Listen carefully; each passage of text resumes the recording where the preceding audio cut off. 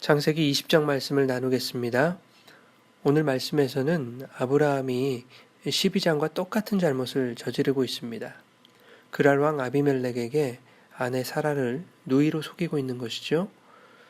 이유는 전과 동일합니다. 자신의 목숨을 부지하기 위해서였습니다. 12절에 보면 아브라함은 구차한 변명까지 늘어놓고 있죠. 사라가 정말로 자신의 이복 누이이기도 하다는 것이었습니다.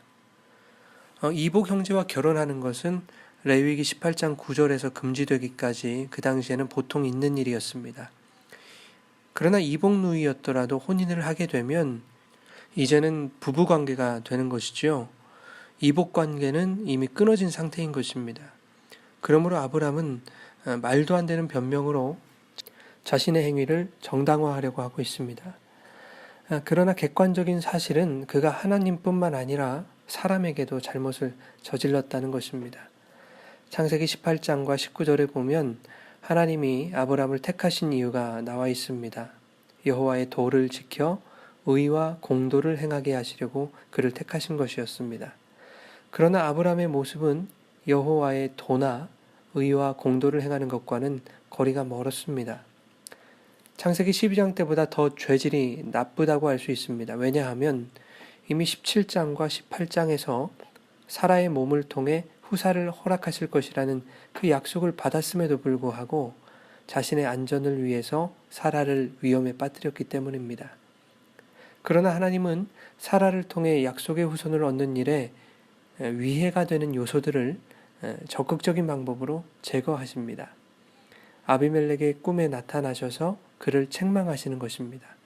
건들지 마라, 건들면 죽는다, 이것입니다. 그리고 한마디를 덧붙이십니다. 그는 남편이 있는 여자임이라. 이 말씀이 참 은혜가 되고 위로가 되고 또 힘이 되는 말씀입니다. 세상으로부터 어려움을 당하고 나의 안전과 안녕에 위협이 다가올 때에 세상에게 대하여 하나님이 이렇게 말씀하시는 것 같지 않습니까? 건들면 죽는다. 그는 예수를 신랑으로 둔 신부임이라.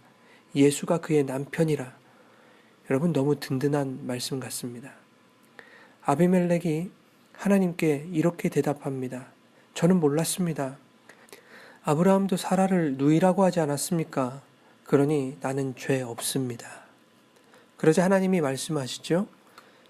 그래서 내가 너를 막아 나에게 범죄하지 않도록 한 것이다. 여러분, 정말 아비멜렉은 죄가 없는 것일까요?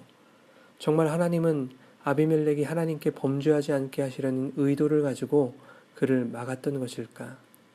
완전히 아니라고는 할 수는 없겠지만 아비멜렉을 막았던 그 주된 목적은 사라를 지켜내심으로 그녀를 통해 아들을 주시겠다는 그 하나님의 자신의 언약을 완성하시기 위함이었을 것입니다. 그러므로 하나님이 아비멜렉을 막으신 것 또한 약속의 자녀들에게 초점이 맞춰진 것입니다. 아비멜렉은 억울할 수도 있습니다. 아브라함이 속였으니 모르고 당한 것 아닙니까? 그러나 알고 했던 모르고 했던 잘못은 잘못인 것입니다. 뒤에 차량이 없는 줄 알고 후진을 했다가 접촉사고를 낸 것도 결과적으로는 잘못한 것 아닙니까? 아비멜렉이 주관적으로는 스스로를 무죄하다 할 수 있지만 객관적으로는 잘못을 한 것입니다. 세상도 똑같습니다. 인간들에게 더 많은 것 주기 원했다. 더 좋은 것 주기 원했다. 더 신나는 경험을 주기 원했고 더 짜릿한 쾌감을 주기 원했다. 나는 잘못이 없다. 왜냐하면 이 모든 것들은 인간들이 원하는 것들이었다. 그러니 나는 무죄하다. 세상은 항상 이렇게 핑계를 댈 것입니다. 세상은 그렇게 성도들의 영혼을 파괴하려 할 것입니다. 성도들의 삶 속에 은은한 향기와 달콤한 속삭임으로 찾아와서 성도들로 하여금 핑계거리를 찾게 만들 것입니다.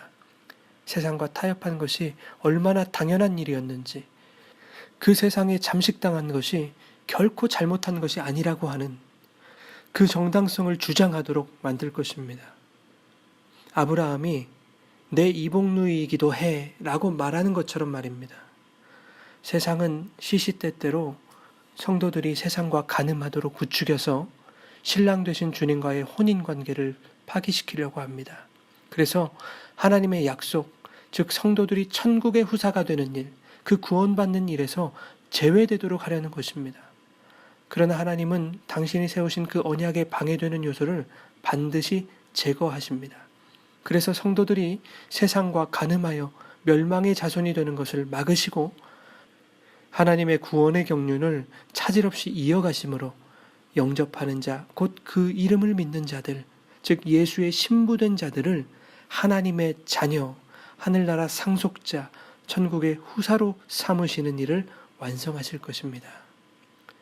여러분, 우리는 예수를 신랑으로 모신 그리스도의 신부들입니다.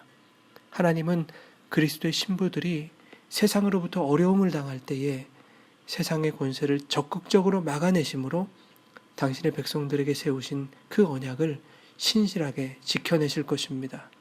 성도들에게 세우신 언약이 무엇입니까? 바로 그들을 신랑 예수와의 혼인관계를 통해 구원하시겠다는 약속인 것입니다. 여러분, 이것이 저와 여러분에게 큰 힘이 되고 위로가 되고 소망이 되어지기를 주님의 이름으로 축원합니다.